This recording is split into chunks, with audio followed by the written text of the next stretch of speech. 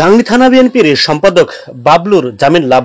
নাশকতা মামলায় 12 দিনের কারাবরণ শেষে মেহেরপুরের গাংনী উপজেলা বিএনপির সাধারণ সম্পাদক আসাদুজ্জামান বাবলু জামিন পেয়েছেন। আজ বুধবার 7 আগস্ট বিকেল 3টার দিকে মেহেরপুর আদালত থেকে তিনি জামিন লাভ করেন। এর আগে গত 26 জুলাই সকালে গাংনী থানা পুলিশের একটি দল গাংনী হাসপাতাল বাজারস্থ বাবলুর নিজ বাসভবনের সামনে থেকে গ্রেপ্তার করে। এদিকে বিএনপির নিবেদিত প্রাণ আসাদুজ্জামান বাবলু জামিন পাওয়ার পর তাকে স্বাগত জানাতে বিএনপি ও তার অঙ্গ সংগঠনের নেতাকর্মীরা মোটরসাইকেল শোডাউন করেন, সেই সাথে ফুল দিয়ে অভিনন্দন জানান। পরে গাংনী উপজেলা শহরের বাস স্ট্যান্ডে আসাদুজ্জামান বাবলুকে তাৎক্ষণিকভাবে সংবর্ধনা প্রদান করা হয়। এ সময় উপস্থিত ছিলেন মেহেরপুর জেলা কৃষক দলের আহ্বায়ক মাহবুবুর হোসেন, গাংনী পৌর বিএনপির সাধারণ সম্পাদক মকবুল হোসেন মেঘলা সহ বিএনপি ও তার অঙ্গ সংগঠনের নেতাকর্মীরা।